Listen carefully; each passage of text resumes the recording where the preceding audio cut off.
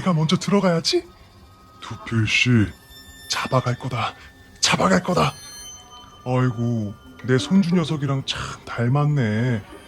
거봐, 아까 너 나랑 눈 마주친 거 맞지?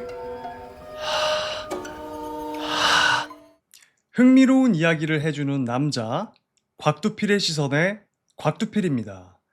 오늘 해드릴 이야기들이 전부 다 좀 굉장히 무서운 이야기들이니까 혹시나 쫄보나 임산부께서는 시청을 자제해 주시기 바라겠습니다. 구독과 좋아요는 센스인 거 아시죠? 바로 들어가 보겠습니다. 자, 이야기 시작하겠습니다. 제목, 부적을 베개에 넣고 일어난 일. 이 이야기도 꽤 오래전 일인데 내가 고등학생 때 이야기니까 2000년대 초반이었을 거야. 우리 이모가 실제로 겪은 이야기니까 잘 들어봐. 우리 엄마네는 이모들이 많았어. 총 6남매였는데 이모가 4명, 그리고 외삼촌 2명이 막내였어. 그중 둘째 이모가 실제로 겪은 이야기야. 그 당시 이모네 집은 꽤 잘 살다가 IMF 이후 계속해서 빚에 시달려 있었던 때야. 그래서 그때 이사간 집도 싼 집, 계속 싼 집을 찾다가 들어가게 된 허름한 빌라였는데, 빌라가 허름했지만 나름 주변 교통편도 좋았고 이웃들도 친절해서 처음에는 좋았대. 그런데 이사간 지 2달쯤 지났을 때부터 밤에 가위가 계속 눌리더래. 그래서 절에 다니는 첫째 이모한테 얘기했더니 첫째 이모가 절에서 부적을 하나 사왔다는 거야. 그러면서 네가 자는 베개 밑에 부적을 잘 깔아두고 자면 가위가 안 눌릴 거라고 그러더래. 둘째 이모는 무교라서 이런 게 뭐 효과가 있겠어? 싶었지만 그래도 안 하는 것보단 낫겠지 싶어서 부적을 베개 밑에 두고 잤대. 그런데 실제로 부적이 효과가 있는 거야. 그런데 한 가지 문제가 있었어. 베개를 빨거나 자다가 움직여서 베개랑 떨어져서 자게 되면 다시 가위에 눌렸다는 거야. 그래서 둘째 이모는 궁여지책으로 베개가 아닌 장판 밑에다가 부적을 아예 붙여버린 거야. 풀로. 그런데 새로운 문제가 생겼어. 자고 일어나면 이상하게 한쪽 귀가 아프다는 거야. 처음에는 신경 쓸 정도로 아픈 게 아니라서 그냥 넘어갔는데 그게 계속되니까 도저히 넘어갈 수 없을 정도로 그런 수준까지 아파져가지고 첫째 이모한테 다시 얘기를 했대. 부적을 쓰니까 가위는 안 눌리는데 한쪽 귀가 너무 아픈 것 같아. 첫째 이모는 그 말을 스님에게 전했고 스님이 조금 심각한 얼굴로 그 집에 한번 가봐야겠다고 말씀하셨대. 그리고 집에 들어가자마자 인상을 찌푸리면서 오늘 밤은 자기가 여기서 잡아야겠다고 그러시더래. 그래서 스님에게 방을 내드리고 그렇게 다음날이 되었어. 다음날 아침 스님이 이모에게 이야기하기를 그냥 이 집은 단념하고 하루빨리 이사를 하는 게 좋겠다고 그러더래. 왜 그러냐고 물으니까 어젯밤 잠을 자는데 웬 여자 한 명이 장판 밑에 있는 부적을 손으로 때려고 바닥을 팍팍 긁고 있더래. 아무래도 원혼 깊은 지방령 같은데 사람 해코지하는 좀 위험한 지방령 같다고.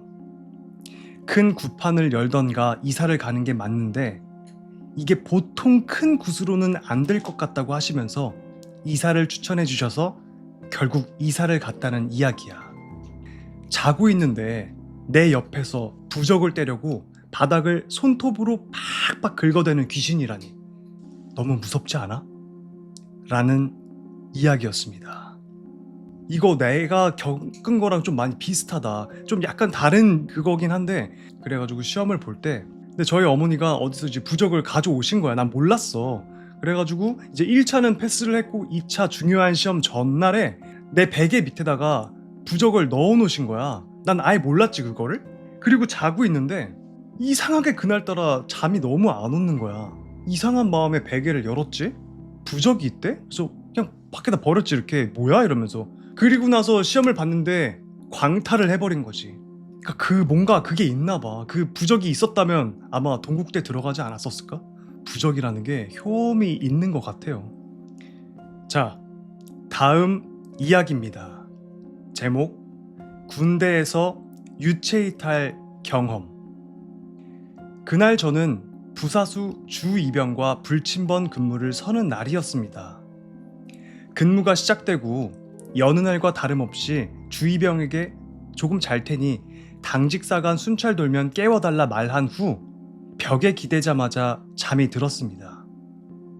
얼마나 시간이 지났는지는 모르겠지만 문득 잠에서 깬 저는 근무 시간이 얼마나 남았나 보려고 시계를 보며 일어났습니다.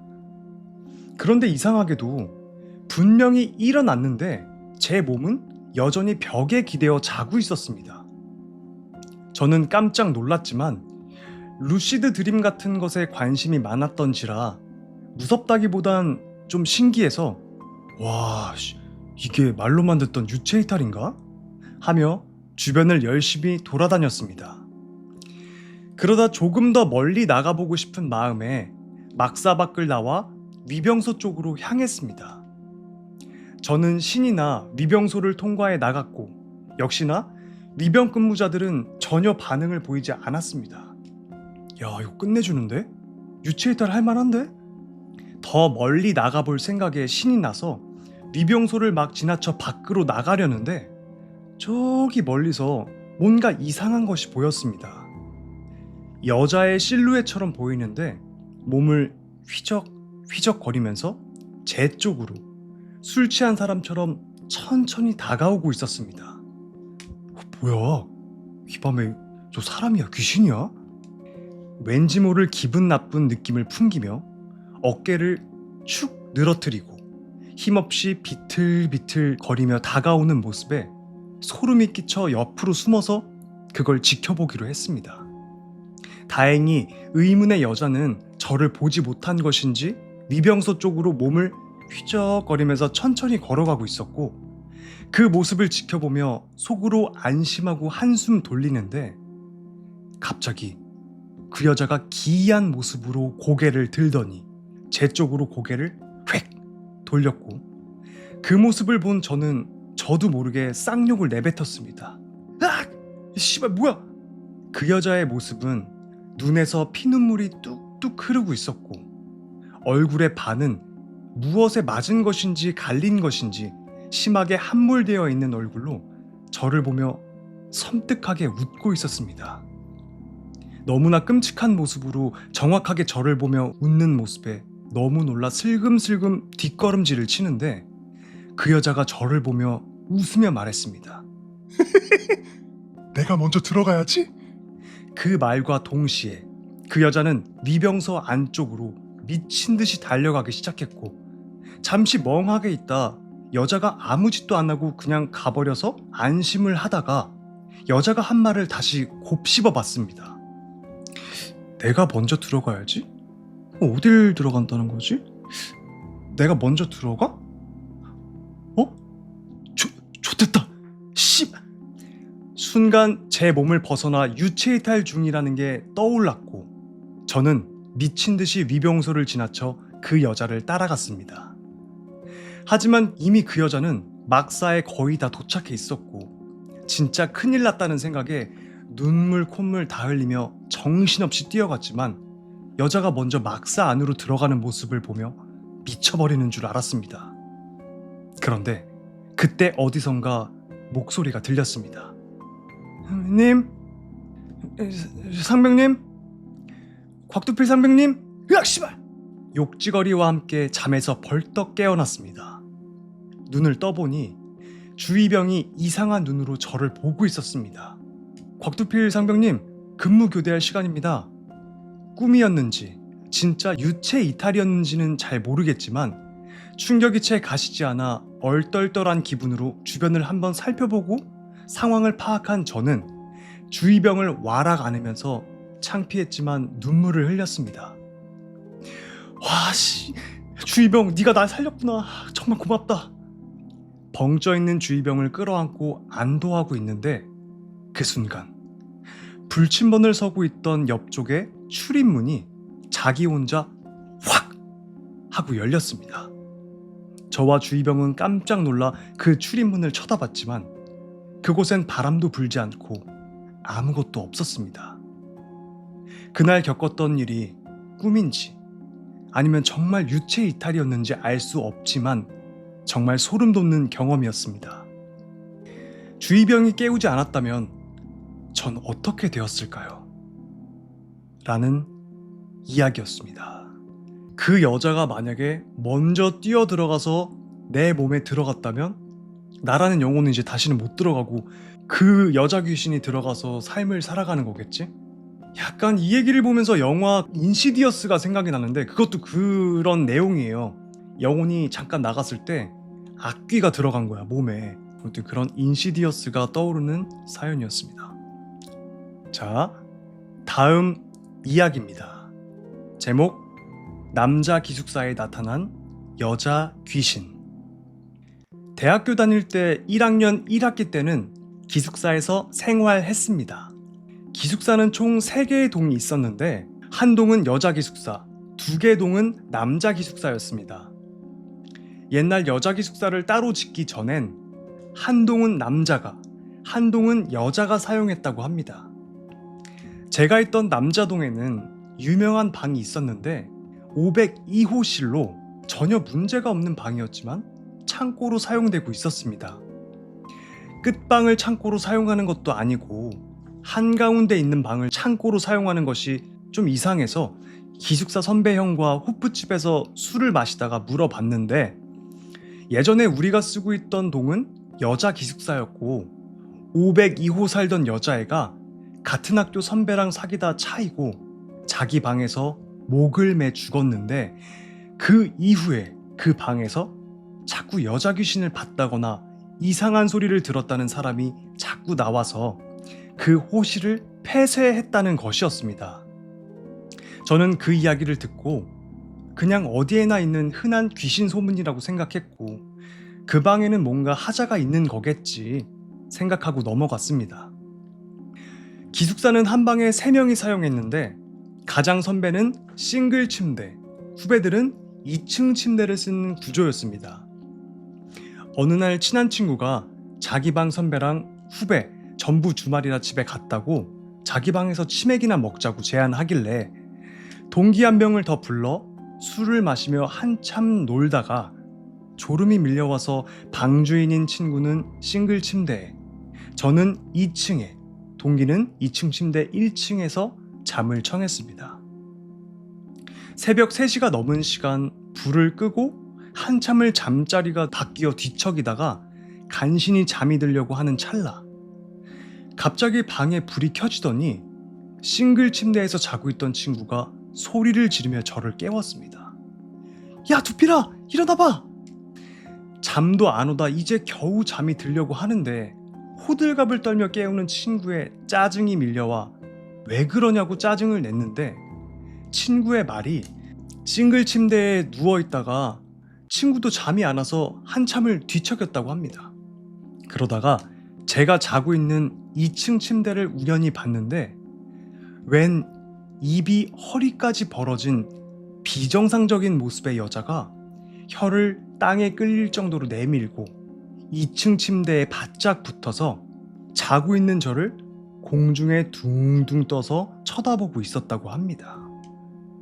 친구는 너무 놀라서 소리도 못 지르고 고개를 벽 쪽으로 돌린 후 눈을 꼭 감고 있다가 그 귀신이 혹시라도 저한테 해코지를 하지 않나 걱정이 되기 시작해서 마음 단단히 먹고 소리를 지르며 전등 스위치로 달려가 불을 켠 후 2층 침대 쪽을 봤는데 사라지고 없어서 저를 깨웠다고 합니다. 저는 친구가 잠이 안 와서 장난을 치는 것이라고 생각하고 표정을 봤는데 온몸이 땀에 젖어 심각한 표정의 친구를 보고 이거 장난이 아니란 걸 느꼈고 저도 덩달아 무서워지기 시작했습니다. 하필 친구의 방은 귀신이 나온다는 502호실 바로 아래인 402호실이었고 그날 그 방에서 도저히 잠을 잘 수가 없어서 다른 친구가 있는 방으로 몰려가서 잤습니다. 그 이후 저는 가위에 자주 눌리는 느낌이라 1학기만 기숙사에서 살고 2학기부터는 친구와 자취를 시작했고 402호실 친구는 2학기 때도 좀 더 살다가 새벽에 미층 502호에서 의자를 끄는 소리가 들려 기겁하고 탈출했다고 합니다. 라는 이야기였습니다. 502호에서 그 목매달고 죽은 여자가 귀신이 됐고 이제 그 여자가 바닥 밑으로 쓱 통과해서 내려갔나 보다. 그래서 402호실에 있던 사람들이 다 목격을 했나 보다. 아 그쵸. 그러면 인접한 503호, 501호에서도 뭔가 그런 게 있었을 수도 있겠다. 602호에선 바닥에서 올라왔겠네. 어우씨. 자, 다음 이야기입니다. 제목 외할아버지의 사후세계 경험담. 이건 외할아버지 경험담이고 오래전에 고인이 되셨어. 할아버지가 사망 진단을 받고 당시 외할머니가 외할아버지 얼굴 조금 더 보고 보내드리고 싶다고 집에 시신을 모셔와서 안방에 두셨거든.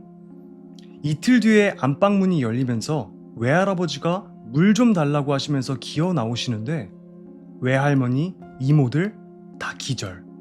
외삼촌들하고 이모부들, 우리 엄마만 겨우 정신줄 잡고 계시고 나는 그때 어려서 멀뚱멀뚱 보고 있었다는. 물 갖다 드리고 팔다리 주물러 드리고 기절한 사람들 챙기고 순식간에 아수라장이 됐었어. 몇 달 지나서 다시 외가를 찾았어. 정말 죽었던 사람이 맞는가 싶을 정도로 쌩쌩하셨지. 밭에서 일도 하시고 지게도 지시고 다들 어디로 가고 집에 나랑 외할아버지랑 둘이 아이스크림을 먹고 있었는데 외할아버지가 얘기를 해주시더라고. 외할아버지가 기지개를 펴면서 일어나시니까 다들 울고 있더래. 왜 우냐고 말을 해도 아무도 대답도 안 해주고 그렇게 멀뚱멀뚱 서 있는데 병실 밖에서 검은 정장을 입은 남자가 두필씨, 하면서 부르더래. 두필씨가 외할아버지 성함이야. 생각하고 말고 없이 그냥 몸이 졸졸졸 따라가는데 무섭거나 그런 느낌은 들지 않고 좀 슬프다 그런 느낌만 드셨다고 하셨어. 뒤에서 우는 소리는 계속 들리고 검은 정장을 입은 남자 따라서 부지런히 걷다 보니까 어릴 적 살던 동네가 보이는데 보도 못한 강이 있었어. 강물이 시뻘개서 소름 끼치셨대. 그 강을 검은 정장의 남자가 물 위를 터벅터벅 걸어가는데 할아버지가 머뭇거리니까 빨리 오라고 다그쳐서 따라갔는데 외할아버지도 물 위를 걷고 계시더래. 그렇게 강을 건너고 황무지를 한참 지나서 검은색 목조 건물이 보이고 막 대문을 지나려고 하니까 대문 안쪽에서 검은 상복을 입은 여자가 나오더니 사람 잘못 데려왔다고 너 다시 가라고 쫓아내더래. 쫓아내면서 하는 말이 남은 수명 3년 더 살 거면 너 가다가 아는 사람 만나도 돌아보지 말고 내 발 짐승이나 따라가. 이러면서 외할아버지 데려왔던 남자하고 건물 안으로 사라졌대. 왔던 길로 되돌아가는데 몇 년 전에 죽었던 중마고 친구가 서 있더래. 자기 쪽으로 오라고 손짓하면서. 여자가 했던 말이 생각이 나서 무시하고 지나가는데 그렇게 쌍욕을 하더래. 이후에도 여러 친구랑 마주쳤는데 다 무시하고 지나가셨대. 강 쪽에 다다라서 아까는 없던 다리가 하나 놓여 있었는데 그 다리 앞에 어릴 때 죽은 이모가 서 계셨대. 차마 이모는 무시 못하고 앞에까지 갔는데 이모가 손을 잡아달라는 듯이 이렇게 내밀더래. 그 손을 잡으려는 찰나에 뭔가가 바지가랑이를 물고 잡아당겨서 내려다 보니까 외가에서 키우던 오래전에 죽은 백구 녀석이 마치 그 손을 잡으면 안 된다는 듯이 미친 듯이 바지가랑이를 다리 쪽으로 마치 얼른 다리를 건너가라고 하는 듯이 그렇게 물고 잡아당기더래. 순간 흠칫해가지고 이모한테서 멀찍이 떨어졌는데 갑자기 이모가 미친 듯이 외할아버지한테 뛰어오더래. 입이 귀까지 찢어져서는 잡아갈 거다. 잡아갈 거다. 하면서 손에 포승줄 같은 거를 들고 뛰어오는데 얼마나 무섭던지 그 모습을 잊지를 못하겠다고 고개를 저으시더라. 외할아버지는 다리 쪽으로 뛰시고 백구 녀석이 보디가드 하듯이 외할아버지 뒤를 지켜주더래. 악귀인지 모를 녀석 앞에 막고 서서 막 짖고 다리를 건너니까 그 쫓아오던 게 사라지고 다리 위에서 백구가 외할아버지에게 얼른 가시라고 하는 것처럼 서서 짖더래. 다리에서 한참 멀어져서 뒤돌아보니까 강도, 백구도, 다리도 동네도 다 사라지고 무슨 백지종이 같이 하얗더래. 그 순간 눈을 떠보니까 안방. 이 얘기를 나 말고도 동네 어르신들한테 얘기를 하셨대. 마을 제일 큰 어르신이 하시던 말씀이 자기 어릴 적에 살던 동네 무당이 해준 말인데 갑자기 비명 행사한 사람들 잡아가던 귀신이 있는데 외할아버지가 본 귀신이 그런 귀신인 것 같다고 하시더래. 사후세계에서 귀신이 살 데가 모자라면 집을 짓는데 집을 지을 때 쓸 사람이 모자라면 사람을 그렇게 데려가서 집을 짓는다고 말씀을 하시는데 갑자기 그 귀신이 생각이 나서 오한이 나셨다고 하시더라. 그 여자가 말했던 남은 3년 동안 건강하게 잘 사시다가 낮잠을 주무시다가 돌아가셨지. 얘기하면서도 쓸쓸해 보였던 외할아버지의 표정이 계속 생각난다. 특히 죽은 이모 얘기하면서 눈물도 비치셨는데 외할아버지가 원래 귀신 그런 거 믿는 분이 아니셨는데 살아오신 후부터는 임자 없는 무덤이 보이면 벌초도 해주시고 막걸리 안주 조금 들고 가서 앞에 놓고 가시기도 하고 명절 때도 잊지 않고 찾아서 관리해 주시기도 하고 그러셨어. 나도 믿지 않았는데 할아버지 일 이후로 믿게 되었지. 외할아버지의 지극히 개인적인 경험담이니까 그냥 신기한 이야기 정도로 생각해줘도 괜찮아. 외할아버지도 네가 믿고 싶으면 믿고 아니면 신기한 이야기다 라고 생각하라고 그러셨거든. 우리 할아버지 좋은 데 가셨을까? 쓰고 나니까 우리 할아버지 보고 싶다 라는 이야기였습니다. 그러니까 저승에 집 지을 사람이 필요하니까 그렇게 사람을 잡아갔대네요. 그 진짜 저승사자 이런 저승 그런 게 있는 것 같긴 해. 근데 정말 궁금한 거는 동양이랑 서양이랑 저승이 다를까? 그러면 외국인이 한국에 와서 죽으면 그 동양의 저승으로 가는 걸까? 아니면은 지리적인 건 상관없을 테니까 서양 쪽의 귀신이 되는 걸까? 좀 그게 좀 궁금하다. 여러분들은 어떻게 생각하세요? 착하게 살아야 될 것 같습니다. 자, 다음 이야기입니다. 제목, 군대에서 겪은 경험. 저는 의경으로 서울 서대문 쪽에서 방범 순찰대로 근무했었습니다. 제가 이등병일 때 소대 고참 중에서 유난히 마르고 코피를 자주 흘리던 갓 병장을 달았던 고참이 있었습니다. 지금부터 하는 이야기는 이 고참에 관한 이야기입니다. 부대 적응도 아직 못하고 어리버리하던 무렵에 독립문 근처 형무소가 있던 공원으로 순찰 근무를 나갔을 때 일입니다. 같이 나갔던 고참이 저에게 뜬금없이 물어봤습니다. 야, 너도 혹시 귀신 같은 거 보냐? 저는 전에도 쓴 적이 있지만 귀신은커녕 가위 한번 눌려본 적도 없었고 당연히 대답은 없습니다 였습니다. 그러자 그 고참이 한 가지 이야기를 해주더군요. 야, 너 걔 알지? 아파서 비실비실 거리는 내 동기. 걔 귀신 본다? 귀신 말입니까? 뭐 귀신이든 뭐든 하여튼 내가 일병 때 그 녀석이랑 같이 여기로 근무 나왔었거든? 걔랑 둘이서 얘기하면서 걷고 있었는데 갑자기 걔가 걸음이 느려지더니 얼굴이 하얗게 변하면서 식은땀을 흘리더라고. 내가 막 불러도 대답도 안 하더니 갑자기 무릎 꿇고 코피를 막 흘리는 거야. 내가 놀래서 그 녀석을 업고 근처 지구대로 뛰었어. 야, 이 새끼 죽는 건가 했다니까. 마른 녀석이 얼마나 무겁던지 땀은 줄줄 흐르고 숨은 막히고 나도 죽겠더라고. 지구대까지 갔더니 김 경장님도 놀래가지고 바로 순찰차에 태우고 근처 병원으로 갔어. 어디 아프신 겁니까? 아니. 그리고 그날 저녁에 부대로 복귀했는데 중대장하고 소대장이 우리 소대 분대장들을 다 불러가지고 뭐라고 지시를 내리더라고. 원래 몸이 허약해서 피로가 겹쳐서 그런 거니까 일주일 근무 열애시킨다고.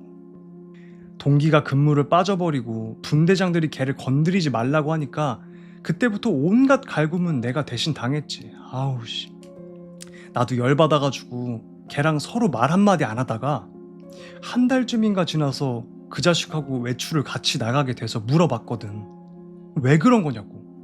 내가 너 업고 뛰느라 죽는 줄 알았다고. 그랬더니 걔가 미안하다고. 근데 말해도 안 믿을 거라고 얘기를 안 해준다고 하더라고. 내가 딴 사람은 몰라도 나는 알아야 된다고 했지. 그 자식 때문에 고생한 게 얼만데 씨. 그랬더니 대뜸 하는 말이 자기는 죽은 사람을 본다는 거야. 고3 때 공부에 스트레스를 너무 많이 받아가지고 자살하려고 수면제도 막 먹고 그랬었나 봐. 그러고 나서 감기인지 뭔지 심하게 아픈 적이 있었는데 그때 이후로 죽은 사람들이 보이기 시작했다는 거야. 다 자기가 약해서 그런 거라고. 군대 가면 건강해져서 괜찮을 거라고 생각해서 군대를 서둘러 왔나 봐. 근데 아직도 적응이 안 된대. 귀신이 근처에 있거나 하면 코피가 난다고 하더라고. 솔직히 반신반의하면서도 섬뜩하더라고. 이 자식이 부대 내에서 코피 나는 걸 내가 몇 번이나 봤거든. 그날 독립문으로 근무 나갔을 때도 그랬대. 거기 공원에 웬 할아버지 할머니 귀신들이 많았나 봐. 이제 이 친구가 애써 안 보이는 척하고 내가 얘기하는 거 듣고 있다가 뒤에서 아이고, 내 손주 녀석이랑 참 닮았네. 라는 소리에 자기도 모르게 뒤를 돌아보는 순간 그 할머니 귀신이 막 달려와서 등 뒤에 엎이더라는 거야. 어깨가 갑자기 무거워져서 걸음이 느려졌는데 이 할머니가 갑자기 등에서 몸을 이리저리 막 흔드시더래. 더 이상 걸을 수가 없어서 무릎을 꿇었던 거고 내가 와서 말 거는 모습까지 봤고 나한테 옆에서 지구대까지 간 거는 몰랐대. 일어나 보니 병원 침대였단다. 부대 돌아와서 중대장하고 우리 소대장한테 얘기했는데 그냥 몸이 허해서 헛것이 보이는 거라고 조금 쉬면 괜찮을 거라고 하면서 근무 일주일 빼줄 테니까 몸 관리나 하라고 했대. 안 믿는 거지 뭐. 바로 옆에 있었던 나도 안 믿어지니까 말 다 했지. 저는 속으로 에이 그런 게 어디 있어 하면서도 조금 무섭긴 하더군요. 끝으로 그 고참이 이런 얘기도 해줬습니다. 소대 내에서 다들 안 믿기는 하지만 그래도 혹시 무슨 피해라도 올까봐 그냥 간단한 대화 이외에는 그 허약한 병장과는 친하게 지내려 하는 사람이 없다고. 어차피 우리 소대 소속이지만 대부분 근무는 본부 중대에서 할 때가 많으니까 너도 괜히 같이 있다가 귀신 붙거나 하지 않게 그냥 묻는 말 정도만 대답하라고 하시더라고요. 그리고 며칠 뒤 제가 불침번을 서고 있을 때였습니다. 시기가 환절기라 중대장님이 불침번들은 각 내무실을 다니면서 기침하거나 열이 있으면 바로 본부로 보고하라는 지시가 있었고 저는 3소대 내무실을 거쳐 우리 소대 2소대였습니다. 내무실로 왔을 때 그 허약한 병장 잠꼬대인지 뭔지 혼잣말을 중얼중얼거리면서 땀을 흘리길래 바로 달려가서 보고를 했고 당직이었던 1소대장님이 오셔서 그 허약한 병장을 흔들어 깨우셨습니다. 야, 너 왜 그래? 너 아파? 감기야? 하고 소대장이 물으니까 아닙니다. 괜찮습니다. 하면서 일어났는데 코에서 코피가 주르르륵 하면서 옷에 떨어지는 겁니다. 소대장은 너 진짜 괜찮아? 왜 코피까지 흘리고 그래? 안 되겠다. 옷 갈아입고 본부로 와. 병원 가자. 하시는데 저는 그 병장이 왜 코피가 나는지 알게 된 후라 소름이 끼치고 얼굴에 확 열이 올라오고 심장도 쿵쾅거리고 멍하니 옷을 갈아입고 나가는 그 병장을 뒤에서 보고 있을 수밖에는 없었습니다. 덕분에 남은 불침번 근무는 아주 작은 소리에도 흠칫하고 놀래는 절 볼 수 있었죠. 괜히 혼자 욕하고 어디서 들은 건 있어가지고 거울 근처에도 가지 않았고, 어두운 복도 가운데 서서 고개만 좌우로 경계하면서 근무를 마쳤고, 들어간 후에도 잠을 한숨도 못 잤던 걸로 기억됩니다. 그 병장은 그 뒤로 병원에서 4개월가량 돌아오지도 않고 병원에만 있다가 말년 휴가 때 잠깐 와서 짐을 챙기고는 그대로 전역해버렸습니다. 뭐 후에 고참들에게 몇 가지 더 일화를 듣기는 했지만 나중에 짬밥을 먹고 고참이 되면서 생각해 보니까 그 허약한 병장은 얼마나 힘들었을까 하고 생각이 들더군요. 말해도 믿지 않는 사람들, 보기 싫어도 보이는 존재들, 정신병에 걸리지 않는 게 오히려 이상하겠다 싶더라고요. 그 병장이 본 게 귀신이든 영혼이든 뭐든지 간에 참 말도 잘하는 사람이었고 상당히 지식도 풍부한 사람이었는데, 안타깝기도 하고 무섭기도 하고 군대에 있기 싫어서 일부러 그런 연기를 할 사람도 아니었으니 거짓말 같으면서도 사실이니 안 믿을 수도 없는 저의 작은 군대 경험 이야기였습니다. 라는 이야기였습니다. 그 귀신을 보는 거, 영안이 튀었다는 거는 어렸을 때는 그런 게 부러웠어요. 왜 만화에서는 되게 미화돼서 나오잖아요. 지금 생각해보면은 진짜 안쓰러운 것 같아. 나는 분명히 보이는데 다른 사람들은 안 보이고 다 나를 미쳤다고 하니까 얼마나 힘들까. 제가 눈 아래에 점이 있어요. 근데 그런 속설이 있다? 눈 아래에 점이 있으면 귀신을 본다고. 귀신은 딱 2번 정도 봤거든요. 3번 정도인가? 가위 눌렸을 때. 내가 눈 아래 점이 있어서 귀신을 보는 걸까? 여러분도 혹시 눈 아래 점 있으신 분 있으세요? 전 오른쪽 눈 아래 있거든요. 지금 생각해보면 정말 영안이 트이지 않는 거는 축복인 것 같아. 그냥 평범하게 살아가는 게 제일 행복한 것 같아요. 그쵸? 자, 다음 이야기입니다. 제목, 베란다의 흰 천. 저희 집은 저와 동갑인 오래된 아파트고 뒤엔 산이 있어서 복도 쪽 창문에서 산이 바로 보입니다. 이것 때문인지 창가 쪽에 자리한 제 방은 여름인데도 한여름이 아니면 좀 서늘하고 낮에도 그늘진 감이 있지요. 이런 집 구조 탓인지 제가 유달리 기가 약한 탓인지 저희 집에서 일어난 심령 현상은 거의 다 저 혼자 겪었습니다. 자잘한 에피소드가 있지만 그중 가장 인상 깊었고 아직까지 겪고 있는 일을 이야기해 볼까 합니다. 제가 고등학교 3학년 때 엄마랑 둘이 거실에서 TV를 보다가 동생이 학원차에서 내릴 시간이 되어 어머니가 동생을 마중 나갔어요. 그때가 7시, 8시쯤 되겠네요. 겨울이라 이미 하늘은 어둑해졌고 저는 그냥 TV를 보고 있었죠. 갑자기 엄마에게서 전화가 왔어요. 베란다에 흰 천이 걸려있는 것 같은데 이불 같다고 가서 확인 좀 해보라고. 거실과 베란다가 미닫이 문으로 연결되는 구조라 저는 전화를 끊지 않고 그대로 베란다를 나가 둘러봤어요. 근데 이불은커녕 빨래거리도 걸려있지 않았고 흰 천은 보이지도 않았어요. 창문을 열어서 밑을 내려다보니 동생과 엄마가 보여서 전화에 대고 엄마 아무것도 없는데? 라고 대답했죠. 근데 엄마가 두필아, 네 옆에 흰 천 같은 거 있는데? 그 서 있는 것처럼 이렇게 불쑥 걸려 있는 것 같은데 잘 봐봐 좀. 가뜩이나 가위도 자주 눌리는 저는 섬뜩해져서 괜히 엄마에게 화를 냈어요. 아, 장난치지 마. 그런 게 어딨다 그래. 없잖아. 화를 내곤 전화를 끊고 베란다 문을 걸쇠로 잠궈버렸어요. 그런데 몇 분 지나지 않아 엄마와 동생이 막 뛰어오는 겁니다. 왜 그렇게 급하게 오냐고 물어보니까 제가 전화로 그런 게 어딨어? 안 보이잖아. 라고 말하는 순간 그 흰 천 같은 게 저를 휙 돌아보더라는 겁니다. 형태도 뚜렷하지 않았지만 그것의 머리 부분이 저를 향해 돌아가는 게 보여서 불안해서 뛰어 올라왔다고 하더라고요. 저는 너무 소름이 끼치고 무서워서 한동안 베란다에 못 갔어요. 그걸로 끝이면 좋겠는데 그때가 목요일이었거든요. 토요일에 온 가족이 늦잠을 자고 일어났더니 거실 쪽에 전선 코드가 다 뽑혀져 있었어요. 애써 청소하다가 끌려 들어간 거라고 자기 최면을 걸었지만 너무 신경이 쓰이더라고요. 제 방 안에 있는 인형이 전부 뒤돌아 있던 일도 있었습니다.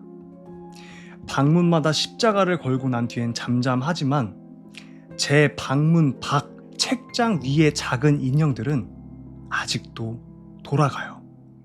매일 똑바로 앞을 보게 세워둬도 어느새인가 제가 있는 방 쪽으로 돌려져 있죠. 아직까지 별일은 없지만 자꾸 이 집에서 사는 게 불안해지네요. 라는 이야기였습니다. 제발 이사 가라, 제발. 이런 경험을 했는데 이사를 안 간다고요? 베란다에 있던 거를 그러면은 엄마하고 동생이 같이 본 거네. 하얀 천 같은 거라고 했으니까 약간 소복을 입은 귀신이었나 보다. 그쵸? 이런 집에서 살 수 있으세요, 여러분들? 난 절대 못 살거든? 그 집에서 어떻게 살아? 진짜 대단하다. 이런 사람들이 기가 정말 센 거 아닐까? 자, 다음 이야기입니다. 제목, 주변에 기 센 사람이 있다면 조심하세요. 나는 평소에 기 세다는 소리를 정말 많이 듣고 산다. 나는 굉장히 얌전하고 말수도 적은데 그냥 분위기가 기가 세 보인다나 뭐라나. 요새는 한창 모바일 게임에 빠져 있다. 엄마는 대학생식이나 돼서 맨날 핸드폰 붙들고 게임만 한다면서 잔소리를 하시지만 사실 핸드폰 게임만큼 재밌는 게 잘 없다. 그리고 나는 늦둥이 동생이 하나 있는데 나랑 무려 17살 차이. 올해 6살이다. 그날은 주말이었는데 그날 역시 엄마는 집에서 핸드폰으로만 게임하고 있는 내가 못마땅했는지 동생이랑 놀아주던가 마트 가서 장을 봐오던가 둘 중에 하나를 해오라고 하셨다. 나는 당연히 마트로 향했고 마트에서 얼른 장을 봐온 후 집 앞 계단에 쭈그려 앉았다. 여름인데도 빌라 복도가 꽤나 추운 느낌이었지만 개의치 않고 게임을 켰다. 딱 10분만 게임하고 들어가야지. 이어폰을 끼고 게임을 하는 순간 집안이 소란스러운 느낌이었다. 동생이랑 엄마가 재밌게 노는 것 같았다. 쭈그리고 앉아 15분 정도 게임을 했나? 사이렌 소리가 들리더니 119 아저씨들이 달려왔다. 우리 집으로 오길래 얼른 문을 열어줬다. 무슨 일인가 봤더니 엄마가 동생을 안고 울고 있었다. 동생 목에 사탕이 걸려 신고했는데 다행히 금방 뱉어냈다고 했다. 혹시 몰라 구조대원이 동생을 살피는 사이 구조대원 무전기에 신고 요청이 하나 더 들어왔다. 이번엔 우리 윗집으로 구조대원들이 달려갔다. 나중에 알고 봤더니 윗집 아저씨가 갑자기 돌연사 하셨다고 한다. 그리고 며칠 후부터 이상하게 내 주변에 불운이 붙는다고 해야 되나? 내 주변에 친구, 가족 할 것 없이 나를 만나고 나서 알 수 없는 사고에 당하거나 하는 일들이 많아졌다.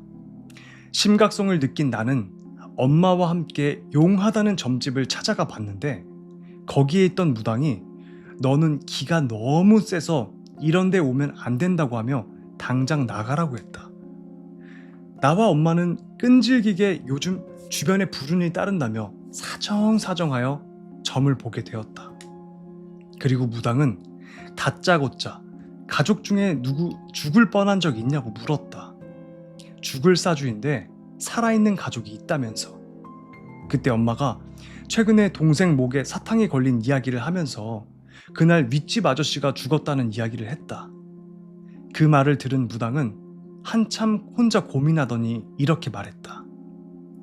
자기가 보기엔 그날 원래 동생이 죽을 팔자였는데 기가 너무 센 내가 집을 지키고 있어서 저승사자가 맴돌다가 윗집 아저씨를 데리고 간 것 같다고. 그래서 그 죽은 아저씨한테 원한을 샀는데 네 기가 너무 세서 너한테는 못 가고 네 주변 사람들을 괴롭히고 있는 것 같다고. 그때 여름인데도 복도가 유독 싸늘한 느낌이 들었던 이유가 그 저승사자들이었을까? 라는 이야기였습니다. 기가 얼마나 세면 저승사자가 피해서 돌아갔을까? 근데 그 윗집 아저씨도 진짜 불쌍하다. 자기 명부에 적혀있는 사람만 데려가야지. 와, 그래서 그 아저씨가 원한이 얼마나 셌을까? 자기는 미처 준비하지 못하고 갑자기 돌연사한 거 아니야. 그래서 얘한테 원한을 쏟고 싶은데 이 사람이 기가 엄청 세가지고 막상 얘한테 직접 못하니까 주변 사람들을 괴롭혔다는 거예요. 근데 저도 기가 세다는 그거를 많이 들었었거든요. 타로를 봐주시는 이제 여성분이 계셨는데 그분이 신까지 들린 그런 분이셨어요. 내가 딱 들어가니까 나랑 처음 보는데 갑자기 잠시만요 죄송합니다 하면서 어지럽다고 하시면서 향을 막 꼽는 거야. 조금 시간이 지난 다음에 물어봤죠. 근데 왜 향을 꽂으셨냐고 그랬더니 기가 너무 세가지고 어지러워가지고 그걸 꽂으셨다는 거예요. 저는 세다고 생각한 적 없는데요 그랬더니 기가 도깨비의 기운이래요. 그게 좋은 건지 안 좋은 건지는 아직 모르겠어. 그냥 기든 뭐든 그냥 적당한 게 제일 좋은 것 같아. 도깨비의 기운이라는 게 뭘까? 혹시 아시는 분 있어요? 챗GPT한테 물어봐야 되나?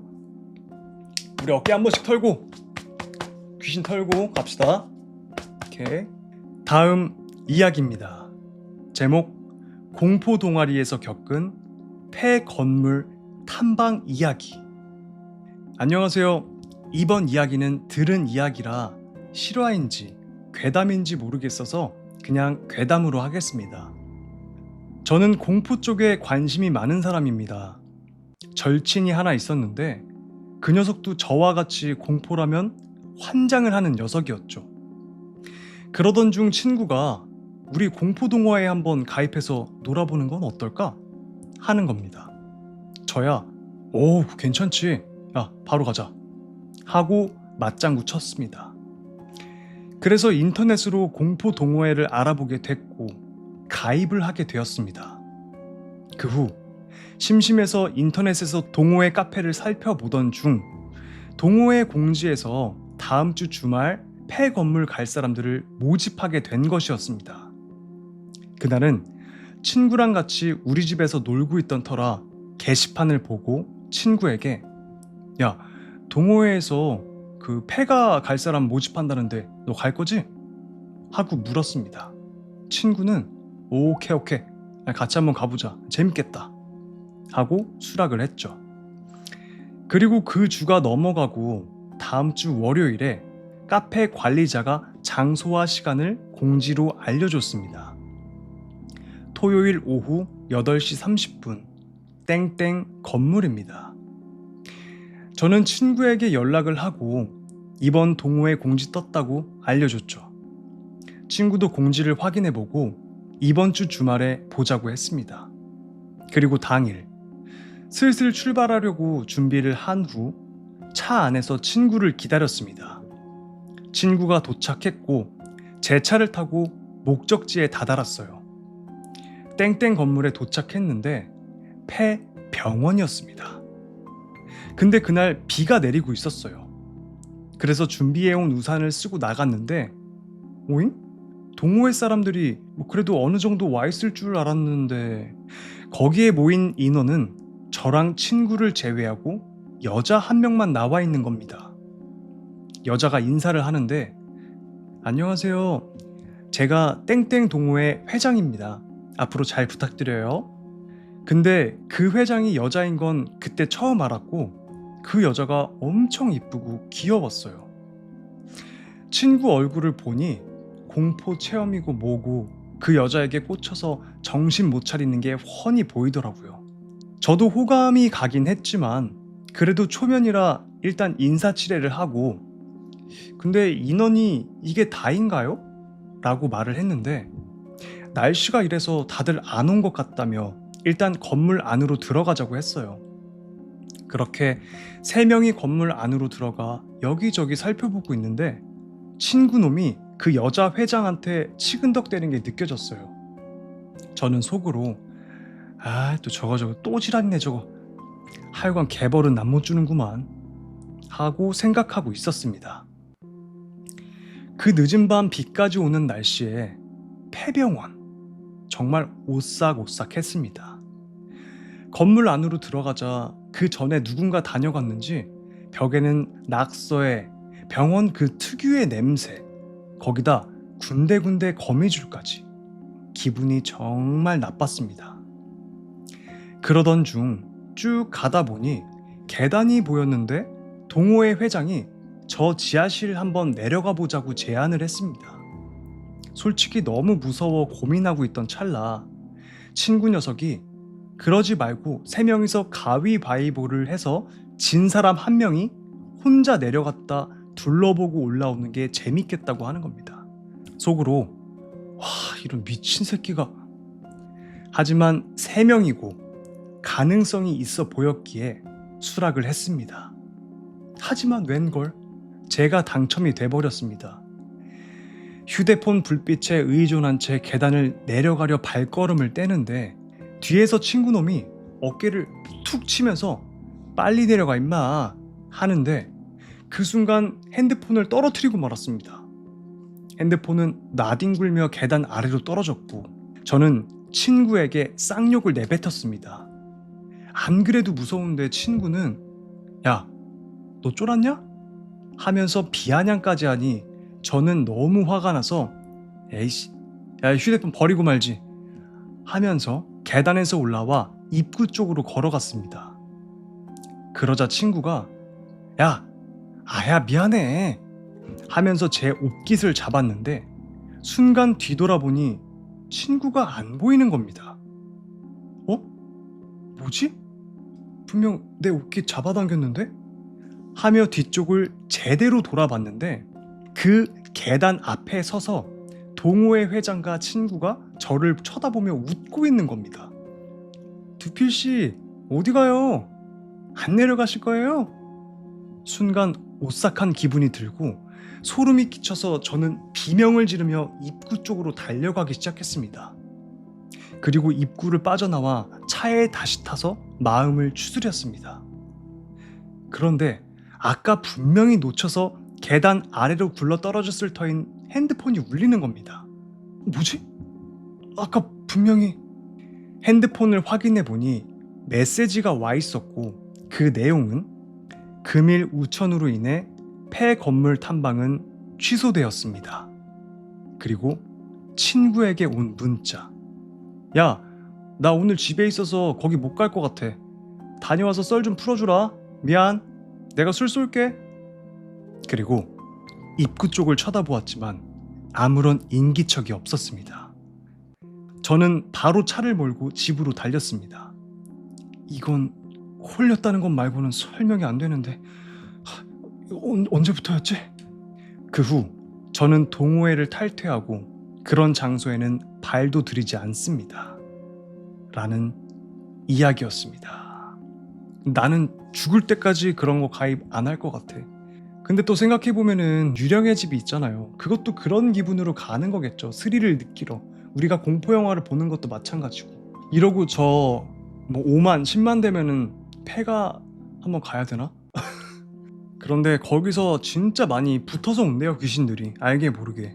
그러니까 둔한 사람들은 붙어왔지만 모르는 거고 그 붙어와서 그게 다른 가족한테 붙을 수도 있어. 아이 모르겠어. 나 그런데 안 갔으면 좋겠어 제발. 자, 다음 이야기입니다. 제목 혀를 내민 아줌마. 야간 근무 중에 들은 이야기입니다.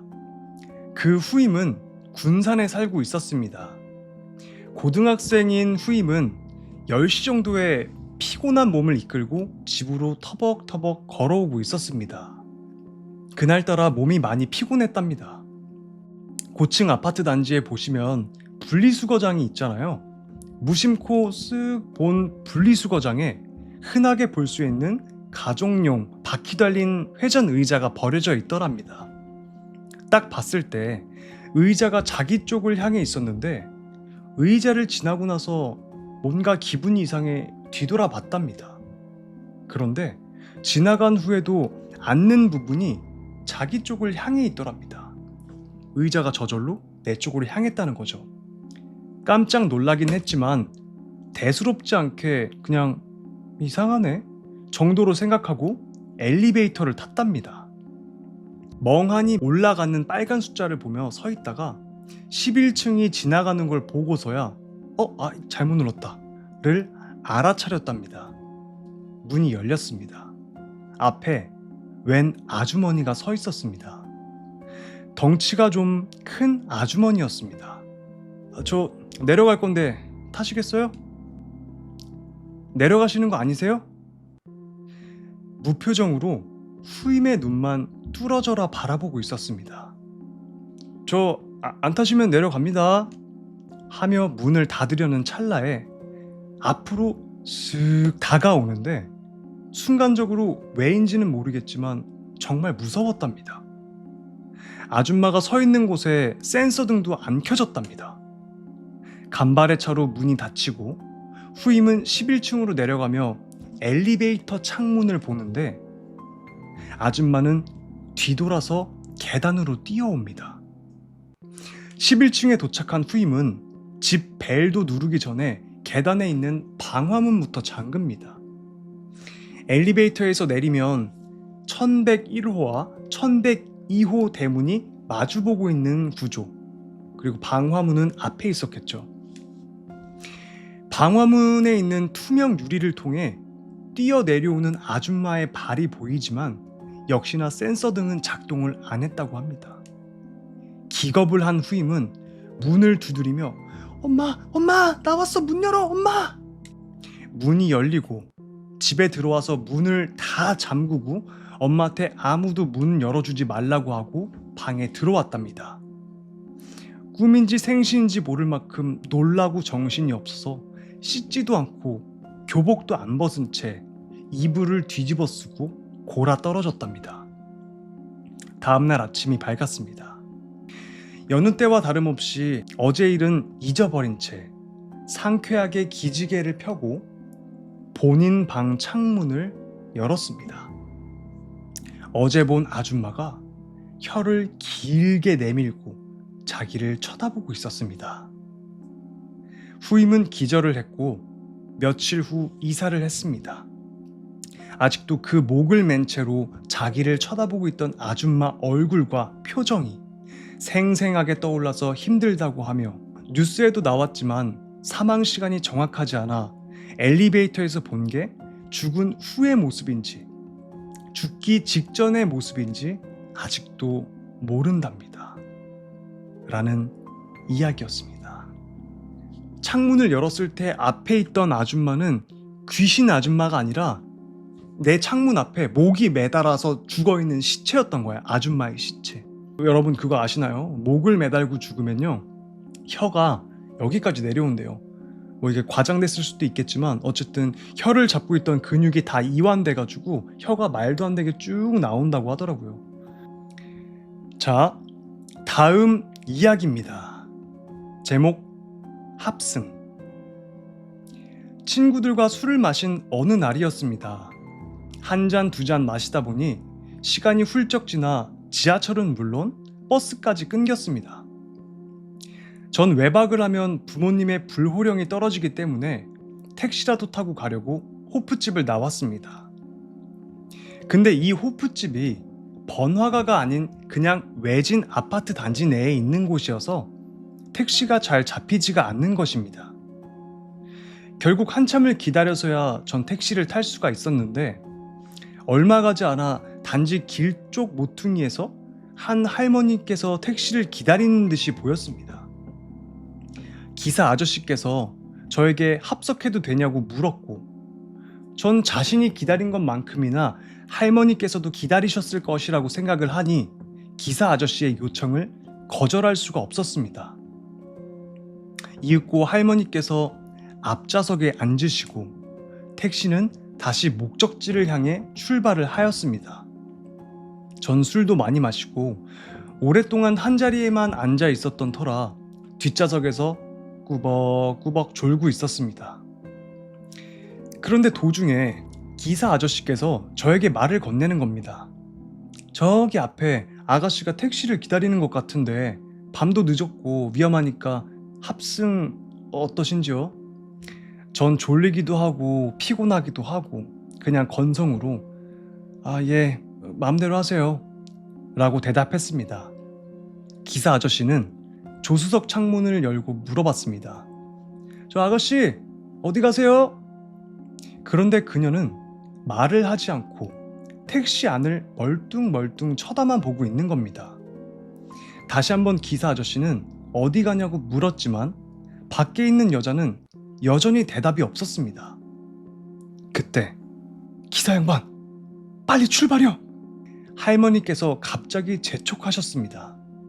아가씨가 대답도 안 하고 할머니께서 재촉을 하시기에 택시는 그냥 출발하려고 하는데 갑자기 밖에 있는 여자가 창문 안쪽으로 팔을 쭉 뻗는 겁니다. 팔이 엄청 긴 건지 아니면 팔이 늘어난 건지 제가 착각을 하는 건지 그건 잘 모르겠지만 마치 밖에 있는 여자는 택시 아저씨의 목을 잡으려고 하는 것 같았습니다. 아저씨는 깜짝 놀라서 이 아가씨가 미쳤나? 라고 소리를 지르며 문을 열고 나가려고 하는데 할머니께서 아저씨의 팔을 잡으며 말리는 겁니다. 기사 양반, 빨리 출발하라고 빨리!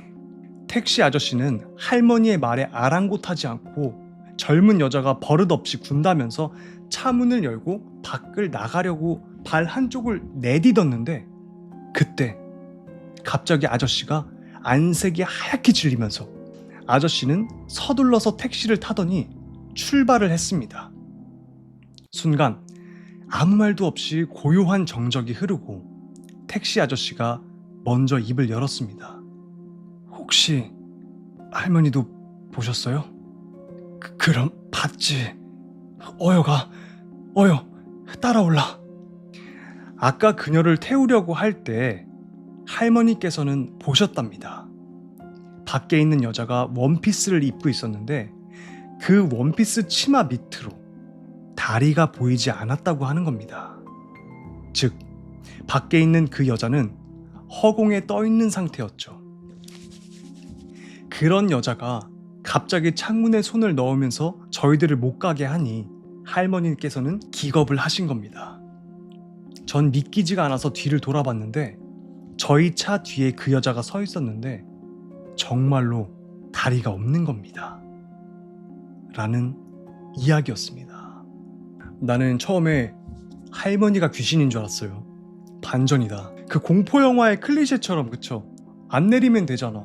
굳이 내려가지고 욱하는 성질을 죽여야 됩니다. 공포영화의 법칙 있잖아. 스킨십 하면 죽는다? 나대면 죽는다? 다혈질이면 죽는다. 근데 왜 귀신들은 다리가 없는 걸까요? 가끔 그런 생각을 해보거든. 다리가 없는 거는 덜 된 거예요, 귀신이. 무서운 귀신 3가지. 웃는 귀신, 춤추는 귀신, 걷는 귀신. 근데 그 귀신은 아직 걷지 못하는 경지에 다다른 귀신입니다. 아, 그래요? 이건 또 새로운 거 알았다. 덜 원한이 찬 귀신인가? 다리가 완성되고 걷는 귀신은 정말 무섭다네요. 와, 씨. 자, 다음 이야기입니다. 제목, 지하 노래방에서 생긴 일. 몇 년 전 제가 겪었던 일입니다. 당시는 올림픽 시즌이어서 호프집에서 친구들과 스포츠 시청을 하며 응원을 하고 저녁 늦게 호프집을 나왔습니다. 친구들과 신나게 응원을 하고 집으로 바로 가기엔 조금 아쉬워서 편의점에서 맥주 한 캔씩을 더 마신 뒤 노래방을 가려고 노래방을 찾아다녔는데 그날따라 문을 연 노래방이 영 보이지가 않았습니다. 한참을 노래방을 찾아다니다가 골목에 좀 후미진 곳에 지하에 노래방이 있어 친구들과 들어갔습니다. 노래방으로 들어가니 카운터에 무표정한 얼굴의 아주머니가 앉아 있어서 여긴 문을 열었구나 싶어 아주머니에게 1시간에 얼마냐고 물었는데 이상하게 아주머니는 아무런 대꾸도 없이 저희 일행을 쳐다보지도 않았습니다. 아주머니의 태도가 영 이상해서 그냥 나가려다가 주위를 한참 돌아봐도 문 연 노래방이 없다는 걸 이미 알고 있던 터라 카운터 아래에 1시간에 2만 원이라고 써져 있는 것을 보고 카운터에 2만 원을 올려놓고 아주머니에게 말했습니다. 1시간에 2만 원이죠? 여기 두고 갈게요. 카운터에 돈을 올려놓자 아주머니는 여전히 저희를 쳐다보지도 않고 손을 들어 안쪽 방을 가리켰습니다. 저희는 방으로 들어가자마자 이상한 아주머니는 까맣게 입고 신나게 노래를 부르고 춤추며 놀았습니다. 그렇게 한참을 놀고 있는데 밖에서 인기척이 느껴져서 친구들 모두 창문 쪽을 쳐다보니 사람들이 지나가는 것이 보였습니다. 그냥 사람들이 지나가는구나 하고 다시 신나게 놀다가 친구 한 명이 화장실을 가겠다고 나갔다가 몇 분이 지나고 친구가 문을 확 열고 들어오더니 빨리 가자고 재촉을 했습니다. 야, 그만 가자 빨리. 뭐야 갑자기. 야, 아직 시간 남았잖아. 일단 여기서 나가자. 나가면서 얘기해줄게. 나가자. 친구의 진지한 표정에 무슨 일인지는 알 수 없었지만 하는 수 없이 친구에게 끌려 밖으로 나갔습니다. 밖으로 나가는데 카운터에 아주머니는 없었고 제가 올려놓은 돈도 그대로 있었습니다. 친구에게 끌려 노래방 밖으로 나와 친구에게 도대체 왜 그러냐고 물었습니다. 친구는 사색이 돼서 말을 했습니다. 야, 아까 복도에 사람들 지나가는 거 봤지? 나도 화장실 가려고 나왔는데 사람들이 몇 명 가길래 저 사람들도 화장실 가나 보다 그러고 따라갔거든? 화장실은 오른쪽으로 가야 있는데 다들 왼쪽으로 가고 있어서 이상하다 싶어가지고 오른쪽을 봤는데 우리 방 기준으로 왼쪽은 그냥 벽이었어. 아까부터 지나간 사람들은 전부 왼쪽으로 갔는데 그 사람들 모두 그냥 벽으로 사라진 거라고. 다시 생각해보니 저희가 방으로 들어올 때도 나올 때도 저희가 들어갔던 방을 제외하곤 전부 불이 꺼져 있었습니다. 그때는 뭐에 홀렸었는지 전혀 이상함을 느끼지 못했는데 말이죠. 나중에 조금 찾아봤는데 그 근방 지하 노래방에서 화재가 발생해 많은 사람들이 죽었다는 소문이 있었고 친구들과 그 노래방을 다시 찾아보려고 했지만 그 노래방의 위치는 다시 찾을 수가 없었습니다. 라는 이야기였습니다. 그걸 귀문이라고 해요. 여기서 노래방에서 화재가 발생해서 많은 사람들이 죽었으면 그 원혼들이었나 보다. 그 아줌마도 귀신이었을까 그러면? 난 또 그 막 드라마에 빠져가지고 손님 보지도 않고 그냥 방 이렇게 손가락 가리키는 아줌마인 줄 알았지. 그런 아주머니 있잖아요. 그쵸? 어디선가 마주쳤잖아. 나도 마주쳐본 적 있어. 자, 다음 이야기입니다. 제목 이누나키 바위. 초등학교에 입학하고 얼마 지나지 않을 때였다. 우리 반에는 왕따 당하는 아이가 있었다. 가난한 집 아이였는데 언제나 악취가 나고 성격도 어두웠다. 아이 같은 구석은 하나도 없는 남자 아이였다. 어느 날 공민관 뜰에서 집다발을 가지고 놀고 있다가 문득 충동적으로 집 인형을 만들어 보았다. 오컬트를 좋아했던 나는 예상외로 잘 만들어진 집 인형을 보니 그냥 있을 수가 없었다. 다음날 나는 왕따 당하던 아이의 머리카락을 구해 집 인형 안에 넣었다. 이제 어디 박기만 하면 된다. 온갖 궁리를 하다가 나는 딱 좋은 곳을 찾아냈다. 조금 멀리 떨어진 곳이지만 동네에서 이누나키 바위라고 불리는 곳이었다. 주변에는 어두운 숲이 있어 축시에 참배를 하기에는 딱 어울릴 것 같았다. 그렇다고 해서 새벽에 갈 수는 없으니 토요일 밤과 후에 가기로 했다. 대못과 집인형, 망치를 들고 이누나키 바위를 향해 바로 집인형을 박을 나무를 찾았다. 하지만 죄다 백일홍이나 자작나무라 뭔가 못을 받기에는 불안했다. 발밑에는 개가 웅크리고 앉아있는 것 같이 생겼다 해서 이름 붙은 이누나키 바위가 있다. 문득 바위 사이 틈새가 눈에 들어왔다. 왠지 모르게 못을 박아보니 생각 외로 별 저항 없이 못이 들어갔다. 그래서 나는 그대로 인형 목에 못을 대고 이누나키 바위에 박았다.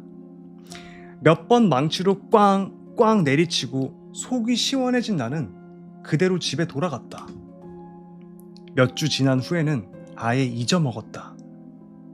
그 다음 이누나키 바위를 찾은 건 몇 년이 지나 초등학교 고학년이 된 후였다. 제일 친한 친구와 엄청 싸운 주말이었다.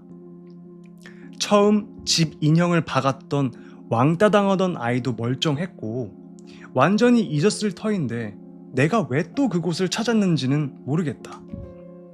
어쨌든 지난번처럼 또 이누나키 바위 앞에 섰다.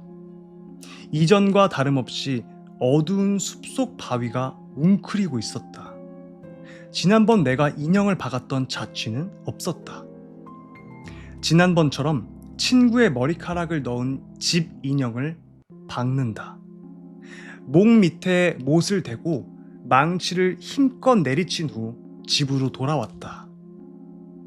친구와는 그 다음 주에 화해했고 이누나키 바위에 관한 기억은 곧 기억 한 구석으로 밀려났다. 그 후 기억하기로는 초등학교 졸업 전 아버지의 머리카락을, 중학교 1학년 때 형 머리카락을 들고 이누나키 바위를 찾았었다. 이 페류나 새끼. 그것들도 별일 없었고 나는 그대로 까먹고 살아왔다. 완전히 잊었던 기억이 되살아난 건 10년 가까이 지나 간만에 고향에 돌아왔을 때였다.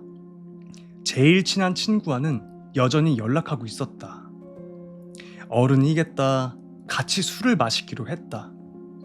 다른 녀석들도 찾아와 간만에 옛 친구들과 어릴 적 이야기에 신이 났었다. 이야기하던 도중 나는 안타까운 사실을 알게 되었다. 어릴 적 왕따 당하던 녀석이 결국 이른 나이에 자살했다는 것이었다. 친하게 지내던 사람도 없었기에 원인은 알 수 없었지만 집에서 스스로 목을 매달았다고 한다. 이야기를 들은 순간 이누나키 바위의 기억이 뇌리를 스쳤다. 하지만 그건 어릴 적 장난일 뿐이었다. 벌레를 돋보기로 태워 죽이는 것 같은 놀이일 뿐. 그렇게 생각하고 나는 그저 명복을 빌어줬다. 시간이 지나 3년 후 취직하는 바람에 고향에서는 더욱 멀어졌다. 하지만 친구들과는 계속 연락하고 지냈다. 어느 날 충격적인 비보가 날아들었다. 제일 친하던 친구가 사고로 죽었다는 것이었다. 높은 곳에서 작업을 하다 떨어져 목이 부러져 즉사했다. 망연자실해지고 있는데 또 기억이 떠올랐다. 이누나키 바위의 기억이. 나는 왕따 당하던 아이 때처럼 친구 머리카락을 집 인형에 넣고 목에 못을 박았었다. 그것도 2, 3년 후에. 억지일지도 모르지만 관련이 있을지도 모른다는 생각이 들었다. 그 직감이 틀림없다고 확신한 건 그로부터 2년 뒤 아버지가 갑작스러운 심장 발작으로 세상을 떠났을 때였다. 아버지 인형은 가슴에 박았었다. 이 새끼 진짜. 우연일지도 모른다. 하지만 우연치고는 너무 끔찍했다. 그리고 1년 뒤 형이 죽었다. 교통사고로 얼굴이 엉망이 되어 장의사가 수습하느라 고생이 이만저만이 아니었단다. 형의 인형은 얼굴에 못을 박았었다. 나는 오컬트를 좋아하지만 귀신의 존재는 믿지 않았다. 초자연적 현상도 불가사의한 힘도 마찬가지다. 이누나키 바위에 박은 집 인형과 1년의 죽음에 관해서는 관계가 있을 것이라고 확신하면서도 머릿속으로는 그럴 리 없다고 부정을 하고 있었다. 아니, 그렇게 바라고 있었다. 왜냐하면 내가 이누나키 바위에 한 번 더 찾았기 때문이다. 형의 집 인형을 받고 2년 후 중학교 3학년 때 인간관계로 한참 고민하고 있던 나는 약간 자포자기한 심정으로 내 머리카락을 집 인형에 넣고 이누나키 바위에 박았다. 대못으로 온몸 이곳저곳에 쾅쾅. 형이 죽은 지 곧 1년이다. S현에는 아직도 이누나키 바위가 남아있을까? 라는 이야기였습니다. 야, 이거 근데 진짜 사이코패스 아니에요? 어떻게 그런 생각을 하지? 아무리 어린 나이에 저는 성악설을 믿는 사람이긴 한데 이건 좀 너무 도를 지나친 사이코패스 아니야? 아니, 하다못해 그래, 친구, 나랑 싸운 친구는 감정에 뭐 그럴 수도 있다 쳐, 어린 애니까. 근데 자기 아버지와 형을 그렇게 할 수가 있나? 못을 박을 수 있나? 그 심장에다가, 얼굴에다가. 근데 꼬습다. 마지막에는 자기 머리카락을 너 때문에. 자, 다음 이야기입니다. 제목, 학교 수업 중에 겪은 썰. 내가 초등학교 6학년 때 수업 중에 갑자기 기절한 일이 있었거든. 어우, 지금 생각해도 너무 소름 끼치는데 그 이야기 한번 해줄게. 초등학교 6학년 때 일이고, 그 당시 나는 굉장히 내성적인 소심쟁이였어. 당연히 반에서 별 인기도 없었고, 근데 키는 또 커서 맨 뒷자리에 앉아있는 그냥 심심한 멀대 같은 아이였어. 평소랑 다를 것 없이 그날 1교시 한국사 시간이었어. 수업이 시작한 지 한 15분쯤 지났나? 갑자기 앞문에서 처음 보는 친구 한 명이 들어오더니 맨 앞자리에 털썩 앉는 거야. 뭐지? 지각했는데 왜 저렇게 당당해? 하고 생각하다가 보니까 잠깐만, 방금 문이 열렸었나? 하는 생각이 들어서 다시 그쪽을 봤는데 하필 그 친구가 내가 있는 쪽을 보고 있다가 눈이 딱 마주쳤어. 소심한 나는 곧바로 고개를 숙인 채 공부하는 척을 했지. 그러면서 속으로 생각했어. 진짜 귀신인가? 귀신 같은데? 설마 나 말고 아무도 못 보는 건가? 나한테만 보이는 건가? 그러다 점점 확신에 찼어. 그리고 다짐했지. 귀신이 보이는 척하면 귀신이 잡아간다고 그랬어. 절대 모른 척하자. 그렇게 한국사 시간은 계속되었고 선생님이 무슨 질문을 했던 것 같아. 오늘 9일이니까 9번. 너 정답 뭐야? 말해봐.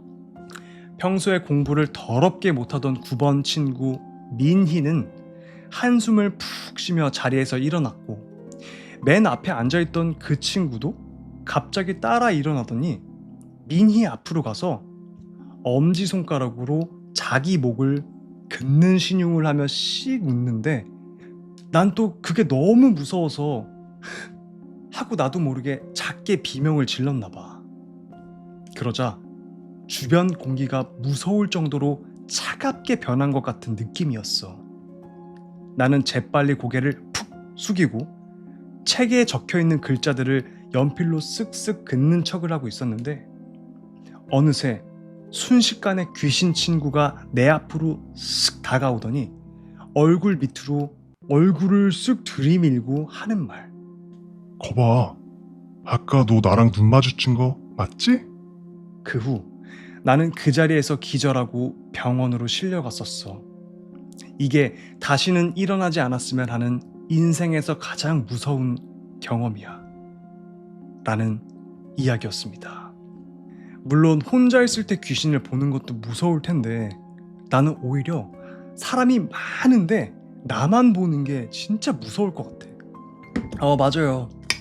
날짜에 맞춰서 출석번호 지명해서 부르는 거 극혐.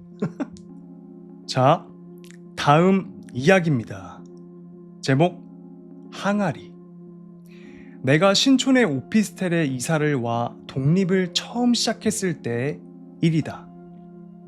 당시에 나는 처음으로 갖게 된 나만의 집을 나의 취향대로 꾸미고 싶어 했고, 평소 오컬트적인 것과 골동품에 관심이 많았던 나는 여기저기서 장식을 위한 아이템들을 사 모으기 시작했다. 벽에는 탈과 가면들이 장식되었고 조금 어두운 분위기의 그림도 한 개 걸어 놓았다. 그리고 조금 부족한 것을 느꼈고 나는 어느 골동품 가게에서 기묘한 무늬의 항아리를 하나 구입하게 되었다. 항아리에 새겨진 그 무늬는 매우 독특했다. 마치 사람 같기도 하고 문자 같기도 했으며 단지 그저 곡선의 이어짐 같이 보이기도 했다. 나는 그 항아리를 가면들이 걸린 벽 앞에 두었다. 그리고 거짓말처럼 그 이후로 이상한 일들이 일어나기 시작했다. 항아리를 가져다 놓고 난 다음날 아침, 나는 벽에 걸어두었던 아프리카의 원주민 전통의 가면이 떨어져 부서져 있는 것이었다.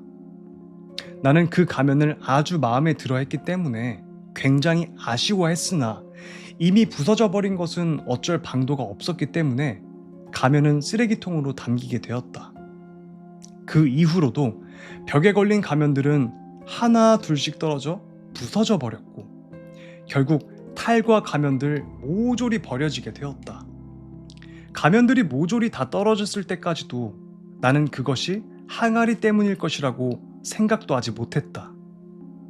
그러던 내가 항아리를 의심하게 된 것은 비가 오며 천둥이 심하게 치던 날이었다. 그날 나는 비 때문에 집에 조금 늦게 들어가게 되었다. 그리고 내가 집의 문을 여는 순간 번개가 팍 치며 불 꺼진 방을 잠시 환하게 비추었을 때 나는 그 찰나의 순간 볼 수 있었다. 항아리가 있던 자리의 벽에 셀 수도 없이 많은 붉은 손바닥 자국이 찍혀 있다는 것을. 그 손바닥 자국들은 번개 때문에 순간 밝아졌던 방안이 다시 어둠에 잠기자 함께 사라져 버렸고 내가 방에 불을 켰을 때는 벽에 그 어떤 자국도 남아있지 않았다.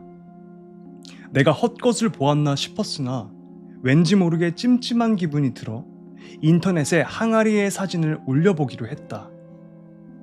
항아리의 사진을 내가 자주 가던 커뮤니티의 공포 심령 게시판에 올리고 심령 전문가나 무속인이 있으면 좀 보아달라고 게시해 놓았다. 사진을 게시하고 1시간 동안은 조회수만 올라가고 댓글은 쓸데없는 글들만 달렸다. 나는 조금 답답한 마음에 일단 샤워를 하고 나왔는데 그때 내가 원하던 댓글이 달려 있었다. 저거 어디서 났냐? 작성자야, 저거 좀 위험해 보이는데 저거 항아리 안에 뭔 사람이 들어있는 것 같다. 저 항아리에서 손이 나와서 벽을 더듬는 것 같은데 이거 보면 쪽지해라. 나는 그 댓글을 읽는데 소름이 돋았다. 그 댓글 쓴 사람에게 쪽지를 날려 보냈다. 항아리 작성자입니다. 야, 그거 당장 버려. 그 정도로 심각한가요? 지금껏 집에 이상한 일 없었어? 벽에 손자국 보니까 점점 높이가 올라가는 것 같던데 조만간 튀어나올 것 같아. 손자국이요? 너는 안 보이냐? 지금 피 묻은 것 같이 빨간 손자국이 저 항아리 뒤에 벽 쪽에 잔뜩 찍혀 있잖아. 나는 인터넷상의 쪽지로 나는 대화를 통해 내가 들어오면서 보았던 붉은 손자국이 잘못 본 것이 아님을 깨달았다. 잠시 충격에 멍하니 있는 동안에도 쪽지는 계속 날아왔다. 저 항아리 당장 갖다 버려. 아니 깨트려. 아니 태워. 항아리는 어떻게 처리해야 되는지 모르겠는데 아무튼 집에 두지 마.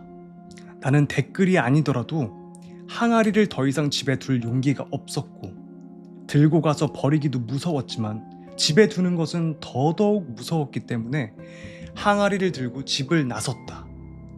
막상 항아리를 들고 나왔으나 어디에 버려야 하는지 알 수가 없었기 때문에 동네를 돌며 항아리를 버릴 만한 장소를 물색하고 있었다.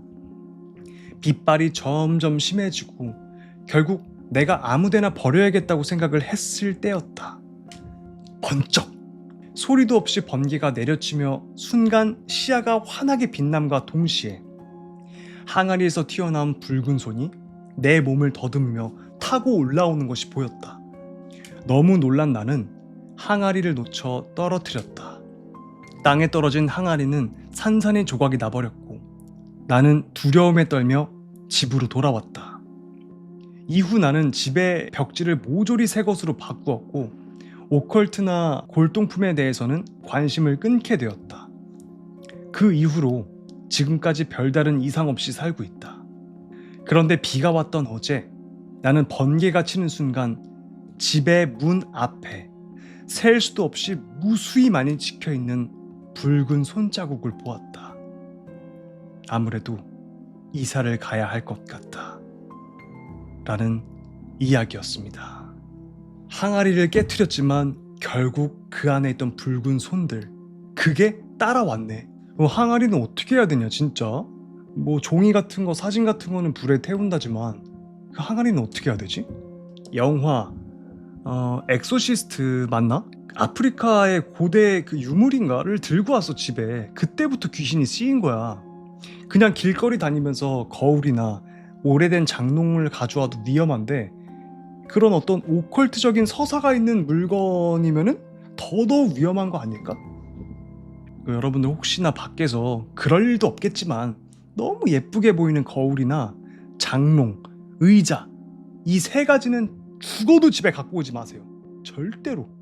현직 무당들도 남이 쓰다 버린 물건은 되도록 주워 오지 말라고 하더라고요. 맞아요. 많은 이야기들을 제가 하다 보니까 알게 돼. 자연스럽게. 꼭 뭔가 있어. 자, 다음 이야기입니다. 제목, 개띠 처녀. 작년에 아버지가 돈을 5천만 원 도둑 맞았다는 이야기를 쓴 적이 있다. 간단히 요약하자면 아버지는 대기업 아래서 하청업체를 하신다. 아버지를 비롯한 직원들은 대부분 대기업 안에 있는 현장 사무실에서 지내고, 바깥 사무실은 격리 여직원이 혼자 일하고, 거기에서는 서류가 오고 간다. 아버지는 사무실 책상에다 법인 통장을 넣고 열쇠로 잠궈 두셨다고 한다. 게다가 통장이 여러 개라 겉면에 비밀번호까지 적어 두셨다. 사무실에 침입해서 서랍만 딴다면 그 이후는 식은 죽 먹기였다. 이제부터 하는 이야기는 그 돈이 사라진 후 일어난 다소 기묘한 일이다. 돈이 사라진 것을 알고 아버지는 황급히 경찰에 신고를 했고, 형사들이 와서 사무실을 조사하고 은행에 가서 영상을 얻었다. 우리는 CCTV 화면에 범인의 얼굴이 찍혀있기를 기대했지만 정체불명의 남자는 대담하게도 ATM 기계가 아닌 은행 창구에서 현금을 인출했고, 창구 CCTV는 멀리 있어서인지 자꾸 어둡게 나와 얼굴을 제대로 알아볼 수가 없었다. 다행히도 그 돈 때문에 아버지 사업에 타격이 가진 않았지만 생돈 5천만 원을 날렸으니 부모님 속이 타들어가는 것은 당연하다. 독실한 불교 신자이신 어머니는 당시에 거의 하루도 빠짐없이 절에 가셨던 것 같다. 그러다가 절에 다녀오신 어머니가 새하얗게 질린 얼굴로 나에게 말씀하시길, 아침에 절에 갔더니 웬 차려입은 부부가 외제차를 타고 오셨다고 한다. 집 근처 절은 한때 성철 스님이 주지로 계셨을 정도로 큰 곳이라 유복한 신자가 많지만, 이들은 차림새라든지 언행에서 느껴지는 부티가 남달랐단다. 평일 오전이라 절은 한산했기에 어쩌다 마루에 앉아 그 부부와 이야기를 나누게 되었는데, 알고 보니 부산에서 대를 이어 장사하는 유명 음식점의 후계자인 장남이었다. 그런데 이 장남에게 신이 내려 언제부턴가 자신도 모르는 사이에 입으로 남의 비밀이나 미래를 말하기 시작했다는 것이다. 신내림을 받아서 무당이 되자니 싫고, 신내림을 받지 않자니 무병 때문에 몸이 아파서 절에 다니는 거라고 했다. 내가 대학을 잘 나가진 않았지만 민속학만큼은 흥미롭게 들었는데, 그 수업에서 무당에 대해 배운 몇 가지가 있다. 신이 내리면 신의 이야기를 전하고 싶어서 입이 근질근질하지만, 신내림을 받지 않은 상태에서 신의 말을 전하면 신기가 더욱 강해져서 몸이 더 아파온다. 신내림을 받지 않으면 무병을 앓다가 죽을 수도 있다.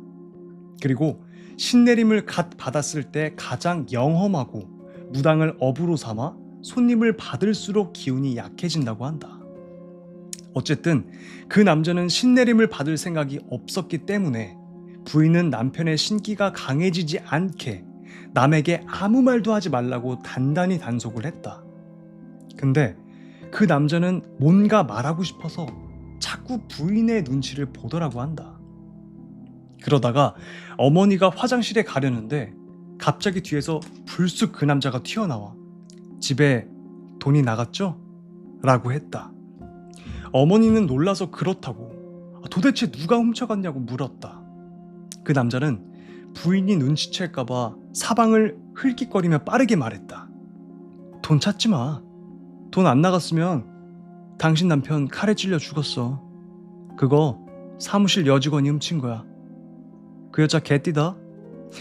그리고 남자는 담배 한 대를 피고 온 것처럼 다시 절 마루로 돌아갔다. 어머니는 급히 아버지에게 전화를 걸어서 저번 주에 그만둔 여직원의 나이를 물었다. 나이를 계산해보니 그녀는 개띠였다. 돈이 아니었으면 목숨이 나갔을 거라는 말에 어머니가 범인 찾기를 포기하셨기 때문에 그녀가 돈을 훔쳐갔는지는 알 수 없는 일이 되었다. 라는 이야기였습니다. 신이 내리면 신의 이야기를 하고 싶어서 입이 근질근질 간대. 그럼 이 사람은 평생을 절에 가면서 그 기운을 중화시켜야 되나? 문득 그런 거 떠오를 나만 그런가? 너 왠지 그럴 것 같아. 막 그런 거 떠오를 때가 있잖아요. 나 가끔 옛날에 그럴 때가 있었거든요. 근데 지금은 전혀 괜찮아요. 아무렇지도 않아. 하여튼 우리 그런 막 떠오르는 거 말하지 맙시다. 괜히 또 신기 강해지면 어떡해. 자, 다음 이야기입니다. 제목 교통사고 목격하고 귀신 씌인 썰. 토요일 점오후에 내일이 일요일이라 조금 들떴던 우리 내무원들은 또 어김없이 노가리를 까기 시작했습니다. 야, 우리 잠도 안 오는데 무서운 얘기나 할까? 병장단 중에 한 명이 제안을 하나 하더라고요. 그래서 평소 재미난 얘기를 많이 알고 있고 정말 화술이 뛰어났던 고참 한 명이 자신이 겪었던 일이라며 평소답지 않게 심각한 얼굴로 얘기를 시작하더라고요. 얘기는 이러했습니다. 그 고참이 중학교 2학년 정도 때였을 때라고 합니다. 밤 10시쯤이었나? 자기 방에서 CD 플레이어로 음악을 들으며 공부를 하고 있었답니다. 그런데 갑자기 창문 밖에서 끼쿵 소리가 들렸다고 합니다.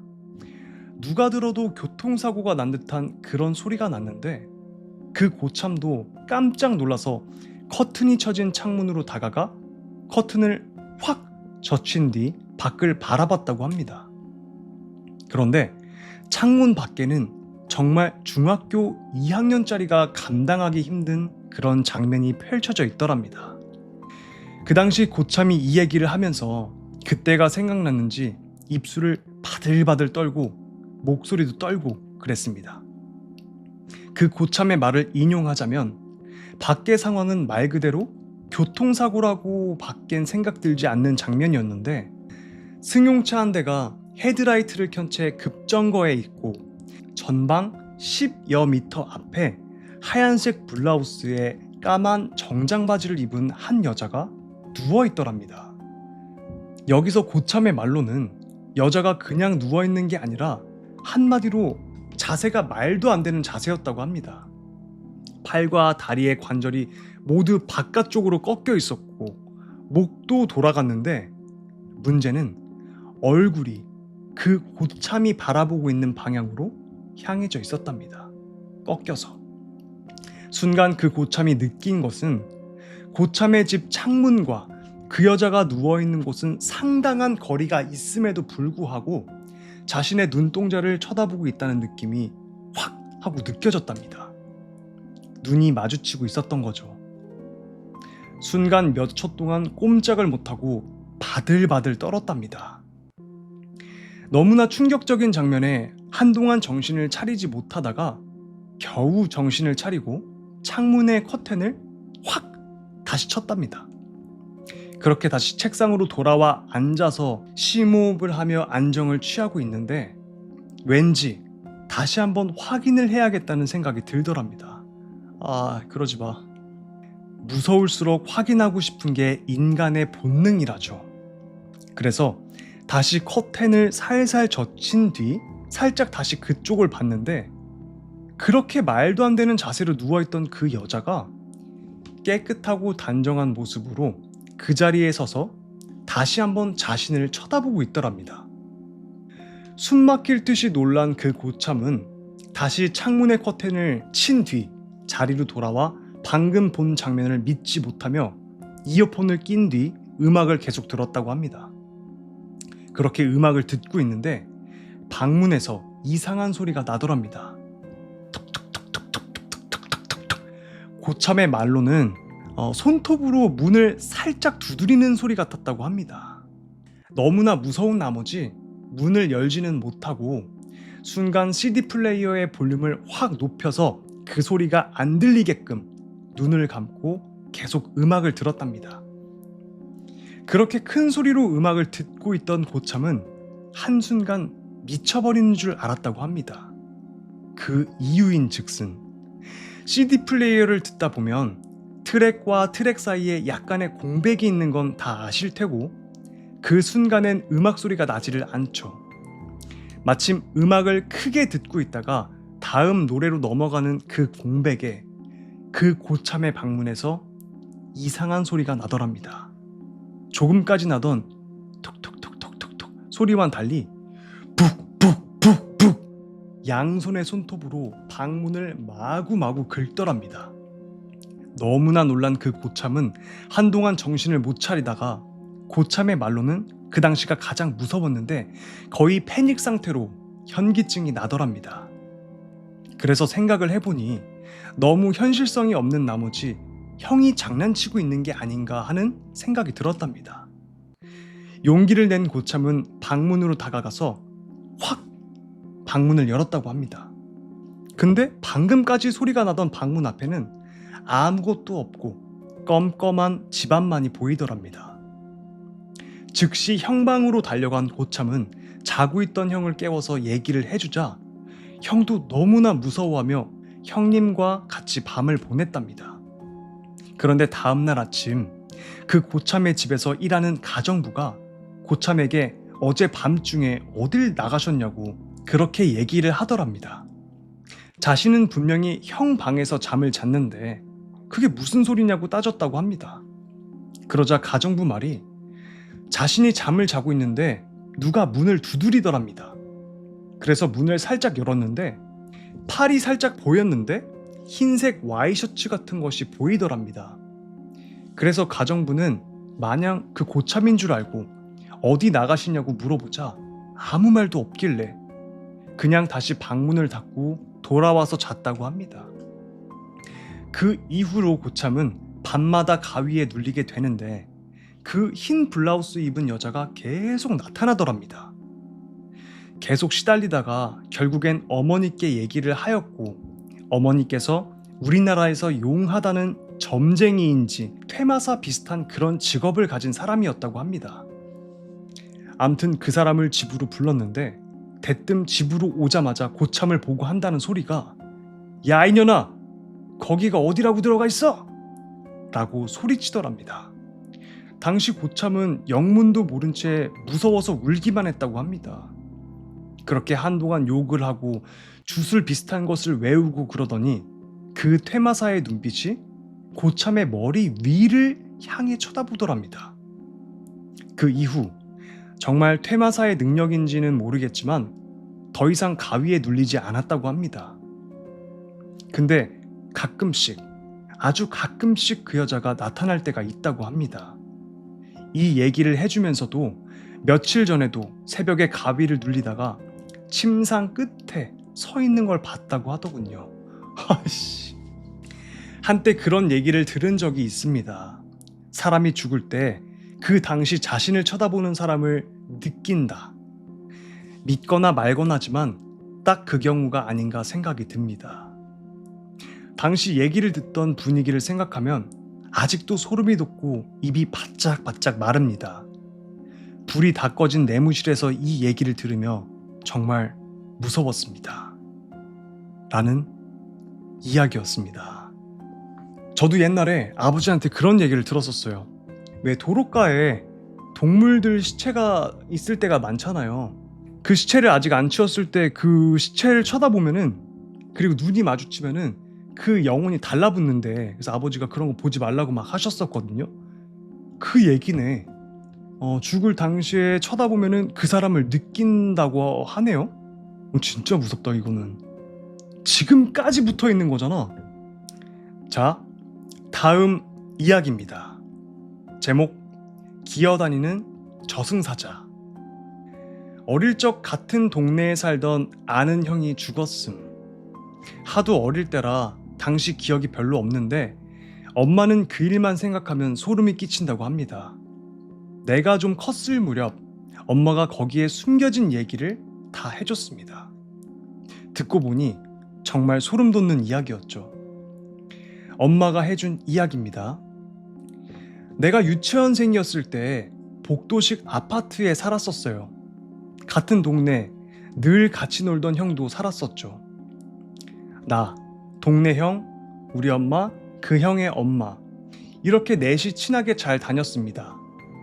그러던 어느 날 새벽녘, 그 형의 엄마가 현관 밖에서 자꾸 칙칙 하는 소리가 들려 자다 일어나 밖을 나가보니 저승사자가 현관 앞 복도에서 네 발로 기어다니고 있었다고 합니다. 그것도 형의 집 앞만 왔다 갔다. 뭔가 쓸리는 소리는 검은 도포가 바닥에 칙칙 끌리는 소리. 깜짝 놀라 비명을 질렀지만 저승사자는 신경도 안 쓰고 계속 느릿느릿 그 집 현관 앞만 왔다 갔다 엎드려 기어다녔다고 합니다. 꿈이었습니다. 다음날 그 형의 엄마는 당연히 무서워서 참지 못하고 친한 우리 엄마랑 점집에 찾아가게 되었대요. 무당에게 그 자초지정을 털어놓자마자 무당은 그 집 손이 죽는다. 방법이 없다. 이미 바꿀 수 없는 일이다. 이라며 소름 끼치도록 냉정히 말했다고 합니다. 그 형의 엄마는 공포와 분노에 황급히 돌아가려고 했대요. 그때 무당이 뜬금 가만히 있던 우리 엄마한테 얘기를 했다고 합니다. 너네 집 소는 살아? 그 형의 엄마뿐 아니라 우리 엄마까지 얼이 빠져서 돌아오게 되었습니다. 며칠 후 나랑 엄마, 동네 형과 그 형의 엄마, 여느 때처럼 넷이 같이 시장에 갔다가 돌아오는 길이었어요. 넷이 아파트 입구에 다다랐을 때 갑자기 동네 형이 오줌이 마렵다며 먼저 아파트로 후다다닥 뛰어 들어갔습니다. 그때 뜬금 나는 아파트 주차장 아주 구석탱이에 세워진 과일 트럭을 발견하고 그쪽으로 튀어가 엄마한테 바나나를 사달라고 졸랐다고 합니다. 엄마는 사줄 생각이 없었고 얼른 집으로 들어가자고 나를 타일렀지만 나는 웬일인지 갑자기 바나나 타령을 무지하게 하며 트럭 앞에 딱 붙어 집 쪽으로 안 들어가려고 했다고 합니다. 그때 자기 집까지 다 올라간 동네 형이 복도 베란다 난간에서 고개를 빼꼼 내밀고 엄마, 문 잠겼어. 열쇠, 빨리 빨리 하고 소리를 쳤다고 합니다. 그 형의 엄마가 가방에서 열쇠를 꺼내는 것을 본 형이 다시 후다다닥 내려왔습니다. 아파트 건물 입구로 다시 뛰어내려온 형이 그 순간 쌩 하고 급하게 출발하는 봉고차에 치여버렸습니다. 뻥 하고 치여 몸이 붕 떠서 날아갔다고 합니다. 나는 제대로 못 봐서 기억이 없었죠. 그 형은 그 자리에서 즉사를 했습니다. 여기까지가 엄마가 해준 그 당시의 이야기였고요. 아, 그때 그 아줌마가 저승사자 꿈을 꾸고 그 형이 죽었단 이야기구나 하고 생각하고 있는데 엄마가 진저리 치는 표정으로 더 이야기를 해주었습니다. 너 그때 아파트 복도 베란다 난간이 어느 정도 높이였는지 기억해? 딱 어른 가슴까지 올라왔었어. 난 아직도 그 애가 난간 밖으로 고개를 내밀었던 순간이 기억나서 소름 끼쳐. 그 형은 뭘 밟고 고개를 내밀 수 있었던 걸까요? 라는 이야기였습니다. 기어다니는 저승사자가 등을 대줬나? 그래서 밟고 올라갔나? 잡기 같은데? 아, 그럴 수도 있죠. 저승사자인 척을 하면서 기어다녔을 수도 있지. 잡기였고. 제가 봤을 때도 저승사자는 아니었던 것 같아요. 그쵸? 품위 없게 그랬을 일은 없고 잡기가 더 무서워. 저승사자인 척하면서 데려가려고 그 문 앞에서 기웃기웃 거렸다는 거 아니야? 네 발로 걸어다니면서. 자, 다음 이야기입니다. 제목 케이블 철거. 올해 3월 해체가 결정된 아파트 단지에 케이블을 철거하러 갔었다. 전체 3개 동 중 이미 2개 동은 해체가 진행되고 있었다. 현장에 도착한 것은 4시 반 무렵으로 이미 주변은 어스름에 잠겨 있었다. 해체업자들도 작업을 끝내고 돌아간 터라 넓은 부지에 나 혼자 덩그러니 있어 조금 기분이 나빴다. 철거를 맡게 된 집은 4층 건물 꼭대기층이었다. 방안 배선을 철거하고 1층에 있는 단자함에서 4층까지 연결된 선을 뽑으려 뚜껑을 열었다. 그때 검은 종이가 넉 장이 펄럭펄럭 떨어졌다. 뭔가 싶어 자세히 보니 붓으로 쓴 것 같은 글자가 희미하게 보였다. 부적인 듯 했지만 별 생각 없이 작업을 이어갔다. 케이블은 배관 안에서 일직선으로 늘어져 있기에 바로 뽑힐 거로 생각해 그대로 잡아당겼다. 처음에는 아니나 다를까 쑥쑥 빠져나왔지만 갑자기 무언가에 걸려 내려오지 않았다. 어쩔 수 없이 나는 3층으로 올라가 선이 지나가는 박스를 열어봤다. 아직 선이 보인다. 그렇다면 4층과 3층 사이에서 막혀 있는 거겠지. 힘을 줘서 억지로 잡아당겼다. 뿌둑 뿌둑. 무언가 끊어지는 듯한 소리와 함께 선이 내려온다. 수많은 머리카락이 엉킨 채. 애당초 케이블밖에 들어있지 않는 배관 속에 머리카락이 들어있을 리가 없었다. 케이블에 엉킨 머리카락을 떼어내고 있노라니 케이블이 뽑힌 구멍에서 검붉은 액체가 뚝뚝 떨어지기 시작했다. 이제 와서 생각해보면 그저 녹물이었을지도 모른다. 하지만 눈앞에서 그런 광경을 연속해서 보고 있자니 정신을 잃을 것만 같았다. 나는 선을 잡고 1층으로 미친 듯이 내려왔다. 잡고 오는 사이에도 뿌득뿌득하고 엉킨 머리카락들이 계속 뜯겨 나왔다. 문득 뒤를 돌아보니 위층에서 인기척이 느껴졌다. 목소리나 발소리가 아니었다. 마치 숨결처럼 하는 느낌이. 그게 벽에 울려 퍼지며 내게 점점 다가오고 있었다. 나는 곧바로 손에 엉킨 머리카락을 뿌리치고 케이블을 뽑은 채 거기서 달아났다. 지금 그 단지는 철거되고 공터만 남아있다. 라는 이야기였습니다. 나 검은색 부적은 들은 적이 없거든요? 검은색 부적이면은 더 엄청난 악귀를 봉해놓은 그런 장치였나? 내가 보통 부적은 노란색 바탕에 빨간색 글씨 아닌가? 검은 부적 있어요. 아, 진짜요? 검은 부적은 좀 더 센 거야? 예를 들면 포켓몬 그 만화를 생각해보면 그냥 빨간색 포켓볼은 그냥 기본, 그다음에 파란색 포켓볼은 마스터볼처럼 좀 더 잘 잡는 거잖아. 그런 것처럼 검은색 부적은 등급이 좀 다른 건가? 야, 그 케이블 뽑는데 머리카락이 같이 뽑혀 나오면 얼마나 무서웠을까. 자, 어떻게 오늘 18가지 이야기를 들려드렸는데 어떻게 재밌게 들어주셨는지 모르겠습니다. 저는 무서운 이야기, 흥미로운 이야기를 해주는 곽두필의 시선의 곽두필이었고요. 매주 라이브는 저녁 7시 토요일날 하고 있습니다. 그리고 구독 안 해주신 분들은 구독해주시고요. 그럼 편안한 밤 되시고요. 좋은 꿈 꾸시고 내일도 활기차게 화이팅 해보자고요. 얘기 들어주셔서 감사합니다. 안녕. 오, 잤어. 좋은 꿈 꿨어? 응? 응?